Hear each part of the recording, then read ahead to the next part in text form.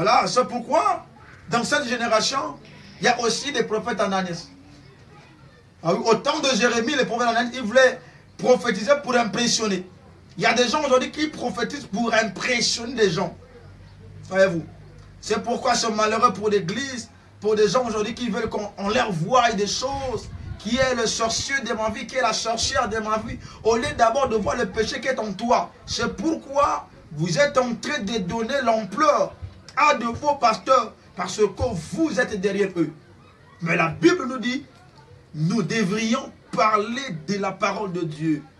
Et il est écrit dans 2 Timothée chapitre 4, écoutez ce que dit le frère Paul à Timothée. Ici, il n'y a que le verset qui sort. Vous devriez me supporter. 2 Timothée chapitre 4, verset 1, écoutez, il dit ceci. Je t'adjure devant Dieu et devant le Christ Jésus qui doit juger les vivants et les morts. Au nom de son apparition et de son règne, proclame la parole. C'est ce que je fais ici. Je proclame la parole. C'est Paul qui dit à Timothée. Et là, je dis que Paul parle à moi. Et je suis aussi Timothée devant lui. Alors, proclame la parole. Insiste à temps et à contre-temps. Là, j'insiste à temps et à contre-temps. Aujourd'hui, je parle de ça. Demain, je parlerai de ça. Après, demain, je parlerai de ça. Je parlerai de ça. Pour que les oreilles des enfants de Dieu soient nettoyées. Pour que vous sortez dans de telles sottises. Pour que vous n'ayez pas la foi perfide. Voyez-vous. Aujourd'hui, nombreux des gens sont devenus de plus en plus que des babioles. Voyez-vous. Ils sont en train de badiner. Ils sont en train, c'est-à-dire de transformer, c'est-à-dire de bouleverser l'évangile du Seigneur à cause de leur intérêt, à cause de leur ventre. Ils ne supportent pas. L'offrande rentre 500, 400, ils ne supportent pas. Ils veulent que l'offrande rentre à 10 000. C'est pourquoi ils ont cherché des brebis. Et vous qui êtes dans les services d'église, et la direction est à l'enfer. Et ne vous dites pas que je pars là-bas, pas pour voir le pasteur. Qui t'a dit qu'on ne part pas voir le pasteur? Il faut voir le pasteur parce que c'est lui qui est le conducteur. Qu'est-ce que l'apôtre Paul dit? Il dit ceci, soyez mes imitateurs. Donc lorsqu'on va à l'église, la première chose, on doit d'abord croire à la personne qui vous prêche la parole de Dieu. Et le second, et en Jésus-Christ. Ou bien d'abord, en premier lieu, vous croyez d'abord en Jésus. Et le second, vous regardez le pasteur parce que c'est lui qui est le modèle. Parce que si vous ne croyez pas au pasteur, bien sûr, dit que non, je ne veux pas voir les pasteurs, peu importe ce qu'il va faire. Mais c'est que toi, tu es ignorant. Vous priez quel Dieu? Vous êtes sous l'alliance de qui? Parce que c'est ce Dieu qui a fait alliance avec lui pour lui que vous tous, vous êtes sous l'alliance que l'Éternel a fait avec lui. Mais si c'est un autre Dieu étranger, pour dire qu'aussi vous êtes tous sous la malédiction de ce Dieu-là. Voyez-vous? Avec une patience inlassable. Je dois prêcher avec impatience. Et le souci d'instruire, c'est ce que je fais ici.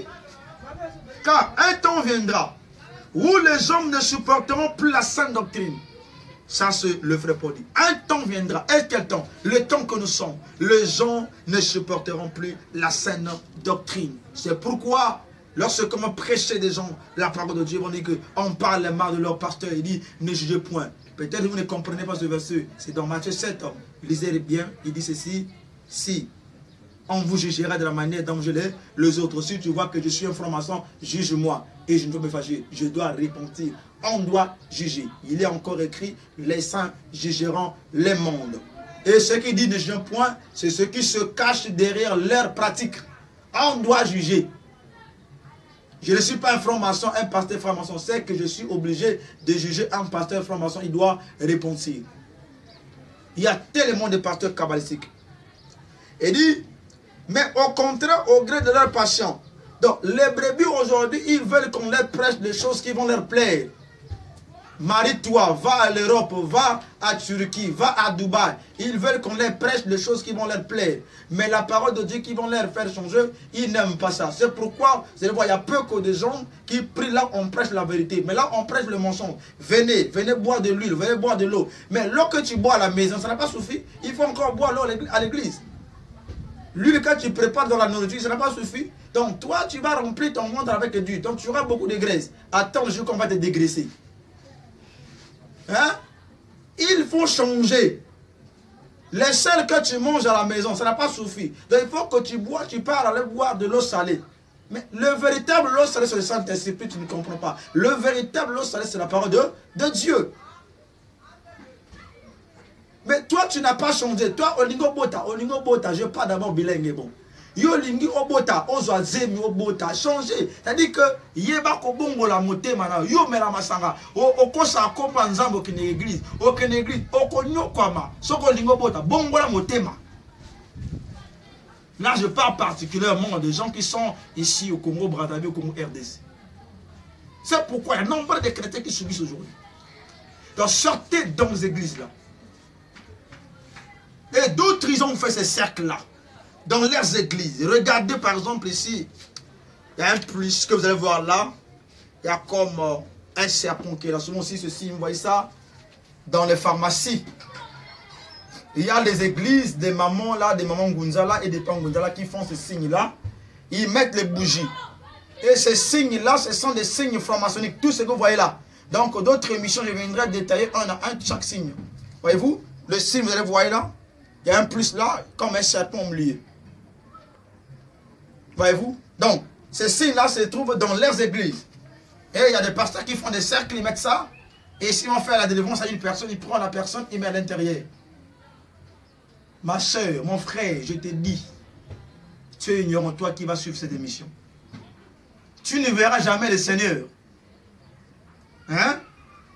Si tu veux le diable, le démon, le sort de ta famille, puisse te fuir, il faut repentir. Et toi, âme de Dieu, toi qui me suis, toi tu es un voleur. Qui t'a dit qu'on peut consacrer les gens avec de l'argent? Tu es un voleur, tu dois repentir. Même si tu construis les tâches immeubles, tu ne vas pas ressusciter avec ça. Et d'autres ont construit des églises avec des corbeaux, avec des aigles devant des églises. L'aigle que nous connaissons, c'est spirituel. On sait que Dieu a pris la carte de fable. Le Dieu à la face de l'aigle, Dieu à la face de lion, Dieu à la face de taureau, Dieu à la face de l'homme.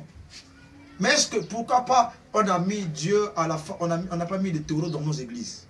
Pourquoi c'est l'aigle? On est l'aigle dans l'esprit de voir des choses de loin.